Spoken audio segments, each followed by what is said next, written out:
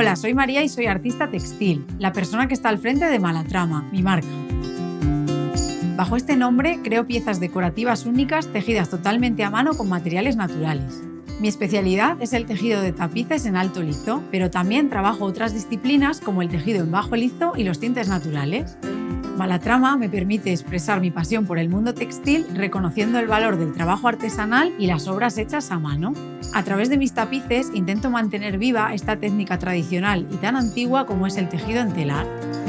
Mi amor por la naturaleza se ve reflejado tanto en los colores y motivos que elijo para mis tapices como en las fibras que utilizo para mis piezas, todas naturales. Trabajar con mis propias manos me da mucha libertad y me permite crear piezas únicas y originales. En este curso de doméstica te enseñaré todos los conceptos básicos para iniciarte en el mundo de los tapices decorativos.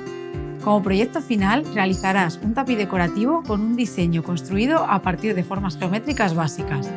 Para ello, te mostraré cuáles son las herramientas principales para que puedas realizar un tejido hecho a mano. Si no tienes un bastidor, puedes construir uno de una manera muy sencilla.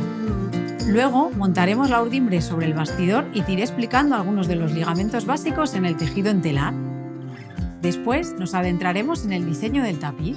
Utilizaremos el método de síntesis geométrica, jugando con la combinación de diversas figuras. Comenzaremos el tejido de nuestro tapiz añadiendo unos flecos y después haremos la base de nuestro motivo principal usando el tejido tafetán.